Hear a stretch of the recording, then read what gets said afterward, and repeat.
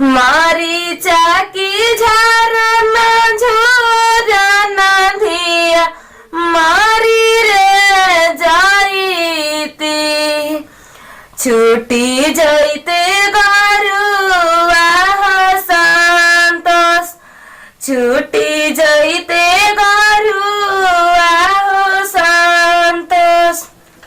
ये तो हटे सुन लेनी का हो ए तू तो बड़ा बढ़िया गाना गावत हो। ए सुन ना हीरोइन बनबू या सिंगर बनबू ए हीरोइन ना बन जा बड़ा न मजा आई हो। बात ई कुल काहे के हमरा के झूठो के बनावतन और रुकी गौरी गीत याद आइल बा मन पड़ल बा। अरे तना सूरत ए दुल्हा केवन विधि कुंवर। का हो तू तो साथ हम करजा गदगद कर देले बाड़ी तने एगो गीत सुनाओ ना एगो गीते में सुनाओ ना तनी सुनी हम।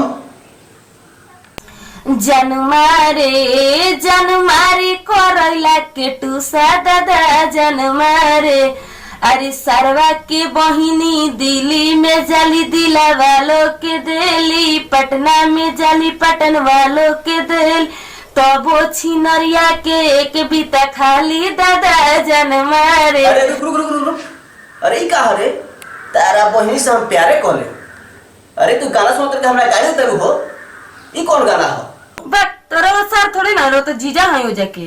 अच्छा चले गोरी आए गाना सुनाओ साफत निया तन हर हर आ जाओ।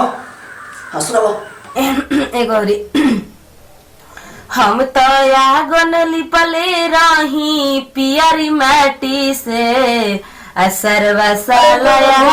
अरे गाना अच्छा नहीं है कौन दूसरा गाना सुनाओ। ये बात रानी मन नहीं खी का हम खराब बनी तहारा भोगे बजेलू का हम खराब बनी तो रुकी गौरी गीत याद आइल बा मन पड़ल बा। आंगन में आवताड़ा हर हर जूता बजाव ताड़ा ताड़ा ताड़ा मारी ना पापा जी ढेर बोलता मारी ना भैया जी ढेर बोलता। आंगन में आवताड़ा हर हर जूता बजाव ताड़ा ताड़ा ताड़ा मारी ना चाचा जी ढेर बोलता मारी ना भैया जी ढेर बोलता।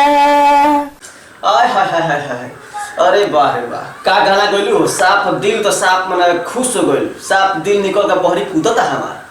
वाह हमें से ऐसा ना गाना खोयो तो नहीं हम साफ मजा आ गइल। अब तो रात भर खूब बढ़िया नींद आई हो। ठीक बा रखो चल तने सूते हैं।